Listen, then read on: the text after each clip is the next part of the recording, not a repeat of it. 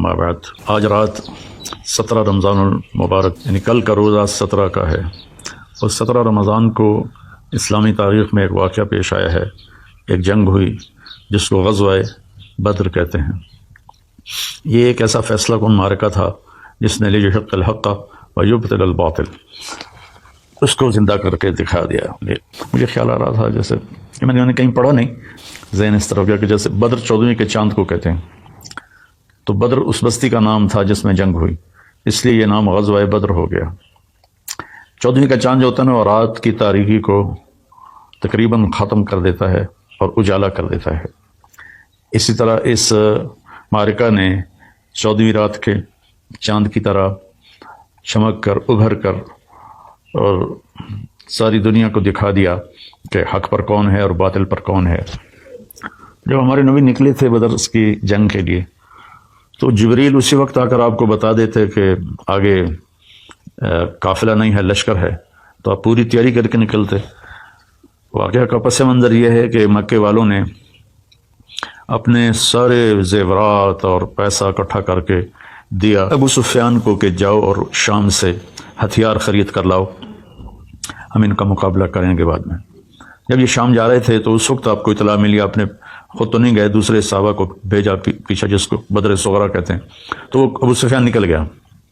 जब वो वापस आ रहा था तो आपको बर वक्त इतला मिली, तो आपने फिर पता कराया कि भाई ये काफ़िला कहाँ है, किधर है। आपने तलहा बिन उबैदुल्लाह और सईद बिन ज़ैद रज़ियल्लाहु तआला अन्हुमा इन दोनों को भेजा कि जाके पता करो। वो एक रास्ते में पहुँचे और वहाँ से उनको इत्तला मिली कि वो काफ़िला गुजर गया है और सिर्फ उसके साथ 40 आदमी हैं।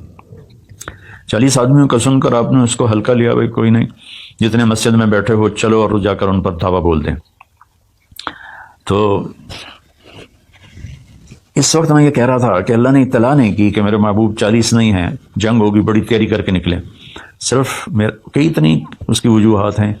एक वजह जो बड़ी समझ में आती है कि अल्लाह ये बताना चाहते थे कि तुम्हारी फतह असलहा की बरतरी की वजह से नहीं है, तादाद की वजह से नहीं है, बल्कि अल्लाह की ख़ास मदद से अल्लाह ताला तुम्हारे साथ है और तुम्हारी बरतरी और कामयाबी है। इसलिए वो बिल्कुल बेखबर होकर निकले।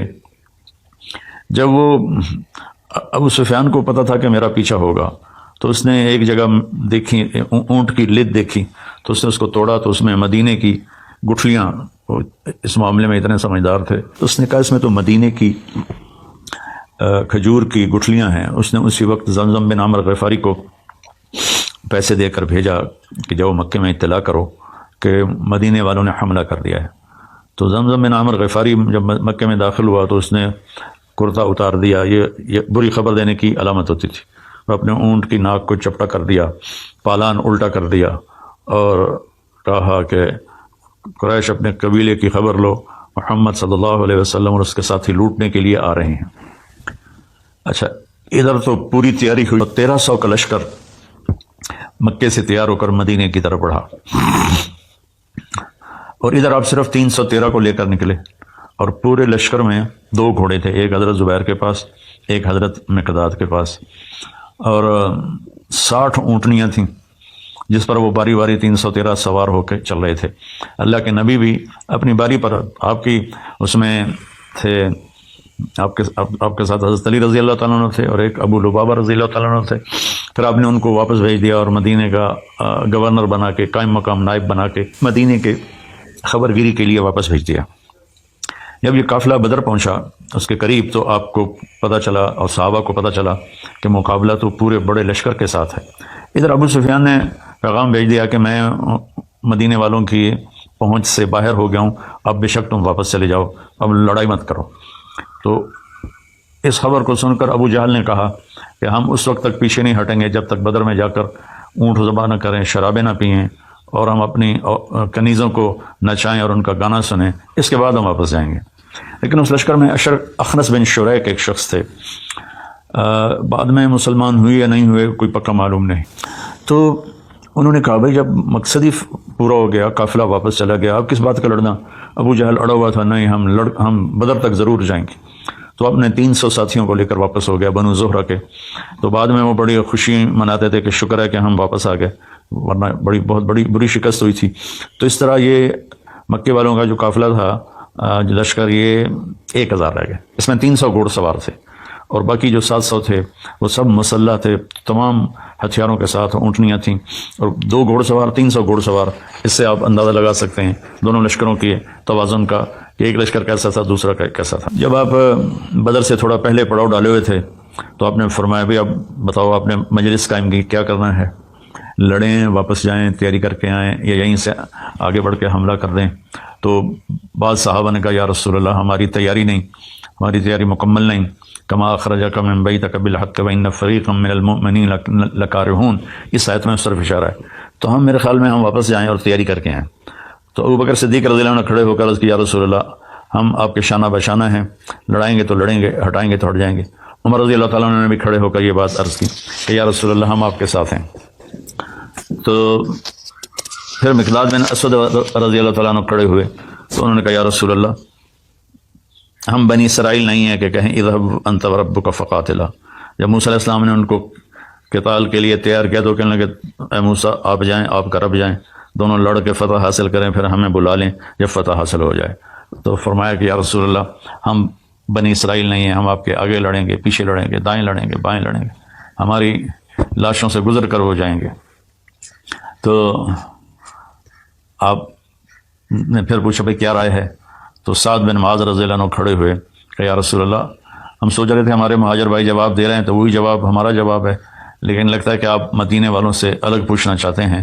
تو ہماری بات یہ ہے کہ سالم من شئتا وقت حبال من شئتا قاتل من شئتا، یا رسول اللہ ہم آپ کے ساتھ ہیں، جس سے جوڑ دیں جڑ جائیں گے، جس سے توڑ دیں ٹوٹ جائیں گے، جنگ کروا دیں بھڑ جائیں گے، سمندروں میں کود جائیں گے، مدینے کا ایک بچہ بھی پیچھے نہیں رہے گا، برق غماد تک اپنے اونٹنیاں دوڑاتے چلے جاؤ، یمن کے ایک پہاڑ کا نام تھا، تو پیچھے مڑ کے کوئی نہیں دیکھے گا۔ تو اس پر آپ بہت خوش ہوئے، آپ نے فرمایا کہ اللہ کی مدد ہمارے ساتھ ہے۔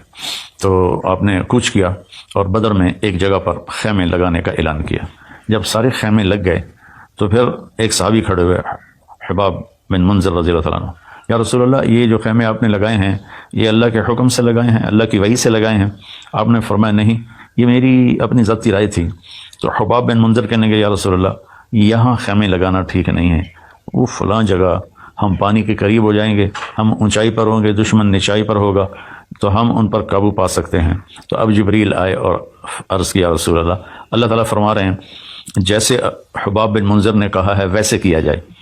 اچھا اب آپ اس میں سارے حضرات جو سن رہے ہیں غور کریں کہ اللہ نے پہلے کیوں نہیں بتا دیا وحی کے ذریعے کہ یہاں خیمے ٹھیک نہیں ہیں، وہاں ٹھیک ہیں؟ یہ ایک خوبصورت سنت کو وجود دیا کہ چھوٹا بھی بڑے کو رائے دے سکتا ہے اور بڑا اپنے چھوٹے کی رائے پر غور کرے۔ وہ یہ نہ کہ تم کیا پدی کا شور بات، کل تسی جمے ہو آج سانو تسی نصیحتاں کر رہے ہو، اس سے بڑے بڑے نقصان ہوئے ہیں۔ تو اس میں ایک بڑا خوبصورت نقطہ ہے کہ والدین اپنے بچوں کی بات سنیں، ان کو صرف بچہ نہ سمجھے۔ بعض اوقات بچے کے منہ سے ایسی بات نکل جاتی ہے جس میں سب کے لیے بھلا فائدہ اور نفع ہوتا ہے۔ تو خیر بات لمبی نہ ہو جائے، جبریل نے کہا یا رسول اللہ وہاں خیمے، تو آپ نے سارے خیمے وہاں اکھاڑے۔ اگلے دن جمعے کا دن تھا، آپ نے صفوں کو ترتیب دیا، آپ نے مہاجرین کا جھنڈا حضرت علی رضی اللہ تعالیٰ عنہ کو دیا اور انصار کا جھنڈا آپ نے سعد بن معاذ رضی اللہ تعالیٰ عنہ کو دیا۔ اس کو کہتے ہیں رایا، چھوٹا جھنڈا، اور بڑا جھنڈا عالم جس کو کہتے ہیں اور عربی میں لواء کہتے ہیں، وہ آپ نے مصعب بن عمیر رضی اللہ تعالیٰ عنہ کو دیا۔ وہ سفید رنگ کا تھا، وہ سینٹر میں تھا، درمیان میں تھا۔ تو پھر آپ نے صفوں کو ترتیب دیا اور دے رہے تھے کہ ہوا کا جھونکا آیا۔ حضرت علی نے پوچھا یا رسول اللہ یہ کیا ہے؟ تو آپ نے کہا جبریل آ گئے ہیں 500 فرشتوں کے ساتھ۔ پھر دوبارہ ایک ہوا کا جھونکا آیا۔ پھر حضرت علی نے پوچھا یا رسول اللہ یہ کیا ہے؟ تو آپ نے فرمایا میکائیل آ گئے ہیں 500 فرشتوں کے ساتھ، 1000 فرشتے، انی ممدکم بألف من الملائکۃ مردفین اذ تستغیثون ربکم فاستجاب لکم انی ممدکم بألف من الملائکۃ مردفین۔ تو ہم 1000 فرشتے تمہاری مدد کے لیے بھیجیں گے۔ اس کے بعد آپ نے فرمایا جب تک ادھر سے پہل نہ ہو جنگ نہیں کرنی ہے، جب تک ادھر سے وہ نہ ہتھیار اٹھائیں اور قریب نہ آئے تو انہیں تیر نہیں چلانا۔ یہ کہہ کر آپ اپنی صف میں تشریف لائے اور صفوں کو ٹھیک کرنے لگے۔ تو سواد بن غزیہ رضی اللہ تعالیٰ عنہ وہ تھوڑا سا آگے نکلے ہوئے تھے، تو آپ کے پاس تیر تھا، آپ نے یوں چبو کر کا سواد صف کے برابر کھڑے ہو۔ وہ کہنے لگے یا رسول اللہ آپ نے تو مجھے تکلیف پہنچائی، مجھے بدلہ دیں۔ آپ حیران بھی ہوئے تو آپ نے ایسے اپنا کرتا اٹھا دیا کہ لو بھائی تم بھی تیر مار لو، تو جلدی سے آپ کو لپٹ گئے اور آپ کے پیٹ کا بوسہ لیا کہ یا رسول اللہ لگتا ہے آخری مارکا ہے میرا، شہادت سے پہلے میرے لب آپ کے جسم مبارک کو چھو جائیں، اس لیے میں نے یہ کیا۔ اور پھر ایسا ہی ہوا، سواد بن غزیہ اس لڑائی میں شہید ہو گئے۔ تو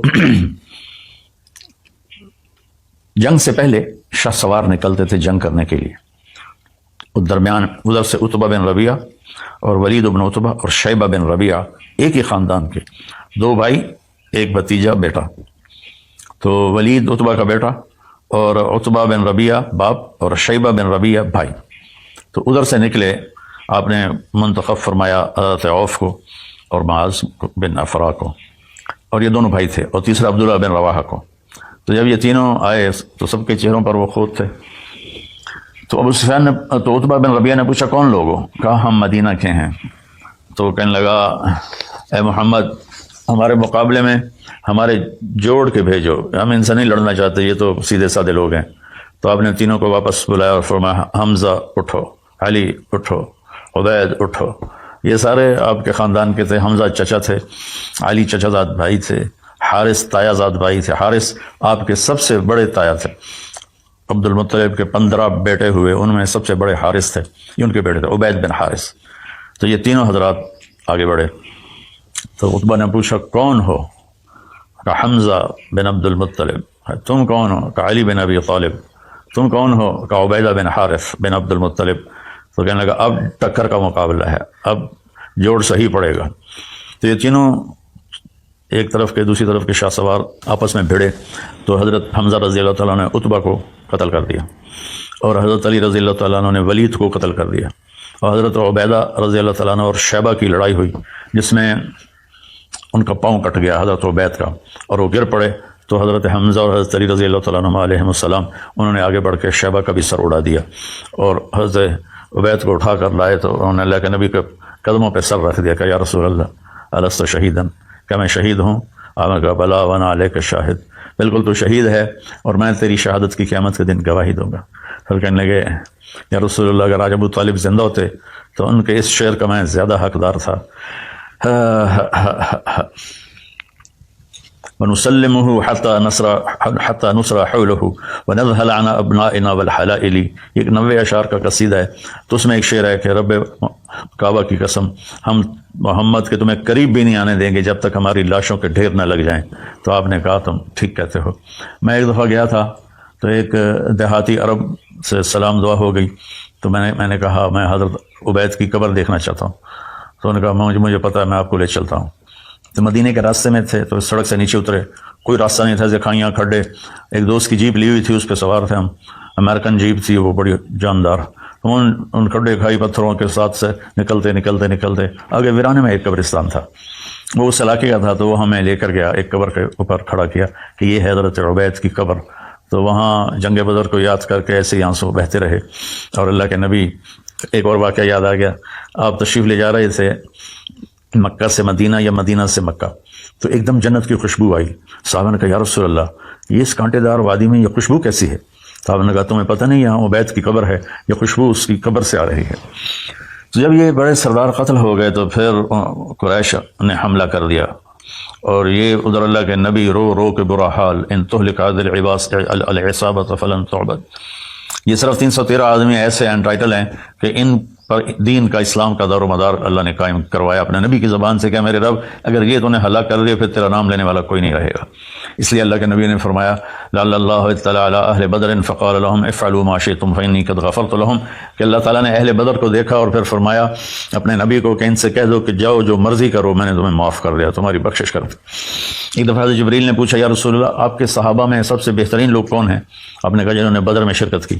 تو جبریل نے عرض کی یا رسول اللہ ہمارے آسمان کے فرشتوں میں بھی وہ فرشتے سب سے قابل قدر ہیں 1000 جنہوں نے جنگ بدر میں شرکت کی۔ تو ملائکہ اللہ نے اتارے، مسلح اتارے، لڑائی شروع ہوئی، چند گھنٹوں میں فیصلہ ہو گیا، اور 70 آدمی ان کے مارے گئے، 70 ان کے قبضے میں آ گئے۔ تو ایک چھوٹے سے قد کے صحابی حضرت عباس کو پکڑ کے لا رہے تھے، آپ کے چچا، تو ان کا قد اتنا لمبا تھا جب گھوڑے پر بیٹھتے تھے تو پاؤں زمین پہ لگ جاتے تھے، تو پھر وہ اونٹ پر سواری کیا کرتے تھے۔ تو ایک چھوٹے سے صحابی انصاری، ان کی ایسے باہوں میں رسیاں ڈلی ہوئی تھی ان کو کھینچ کے لا رہے تھے. تو حضرت عباس اپنی شرمندگی مٹانے کے لیے کہنے لگے اے بھتیجے اس نے نہیں مجھے باندھا, تو کوئی اور تھا جو زمین آسمان کے درمیان قائم تھا جس نے میرے ہاتھ باندھ دیے. تو وہ صحابی رضی اللہ تعالیٰ عنہ فرمانے لگے کہ نہیں یا رسول اللہ میں نے باندھا ہے, میں نے باندھا. میں کہا اس کو تو فقط ایدک اللہ بملک کریم, چپ ہو جا, اللہ نے تیری مدد کی ہے ایک فرشتے کے ذریعہ سے. تو اس کے بعد قریش مکہ تو پیچھے بھاگے اور آپ نے تعاقب کرنے سے منع فرما دیا تعداد کے تھوڑے ہونے کی وجہ سے. اب وہ اپنا جو ساز و سامان تھا مجھے یاد آیا, اس میں 50,000 دینار سونا کے عوض میں جنگ کا سامان خریدا گیا تھا. 50,000 دینار آج کے دور کے 262 کلو بنتا ہے, 262 کلو سونا, اور دینار تقریباً 20,000 کا ہے, اب تو اس بھی زیادہ ہے. تو وہ صرف سونا جو تھا وہ 1 ارب روپے کی مالیت کا تھا آج کے دور میں. 1 ارب روپے کی, میں نے کیلکولیٹر میں دیکھا وہ ضرب کر کے, تو 1 ارب روپے کا وہ لے کر جا رہے تھے ساز و سامان مسلمانوں سے لڑنے کے لیے, تو بچ کے نکل گئے. تو وہ تو واپس آپ تشریف فرما ہوئے اور بدر کے قیدی تھے, تو آپ نے ان کے بارے میں مشورہ کیا کہ ان کے ساتھ کیا کیا جائے. تو چند ایک کو تو آپ نے قتل کروا دیا, عقبہ بن ابی معیط کو آپ نے حکم دیا اس کا سر اڑا دو, اس کو قتل کر دو, اور ایک آدھ کسی اور کے بارے میں فرمایا. باقی آپ نے پوچھا کیا کریں, تو عمر رضی اللہ تعالیٰ عنہ نے فرمایا کہ یا رسول اللہ ہر رشتہ دار اٹھے اور اپنے رشتہ دار کا سر اڑا دے. اور عبداللہ بن رواحہ نے فرمایا یا رسول اللہ آگ جلا کے ان کو اس میں زندہ جلا دیا جائے. ابو بکر رضی اللہ عنہ نے فرمایا یا رسول اللہ میرا خیال ہے فدیہ لے کر چھوڑ دیا جائے. تو آپ نے ابو بکر کی رائے کو پسند کیا اور ان سب کو اپنے ساتھ لے کے مدینہ آ گئے اور ان کا فدیہ مقرر کر دیا. تو اس پر حدیث یاد آ رہی ہے کہ جب چل رہے تو اللہ کے نبی رو رہے تھے, تو عمر رضی اللہ عنہ نے پوچھا یا رسول اللہ کیا ہوا؟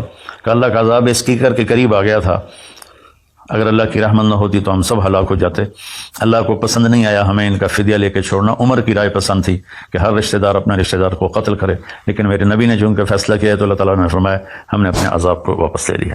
تو جنگ بدر میں جو شہداء 14 صحابہ شہید ہوئے اور 70 قریش کے لشکر کے شہید ہوئے, 70 قید ہوئے, اور اللہ تعالیٰ نے کھلی آنکھوں سے دکھایا کہ بغیر ہتھیاروں کے اللہ تعالیٰ نے فتح نصیب فرمائے. 2 گھوڑے 300 گھوڑے کوئی مقابلہ ہے, 8 تلواریں اور ادھر 700 تلواریں تھیں, کوئی مقابلہ ہے؟ 8 اور 700 کوئی مقابلہ ہے. باقی چھوٹے نیزے پکڑ کے جنگ کی اور اللہ تعالیٰ نے اپنے فضل و کرم سے فتح نصیب فرمائی.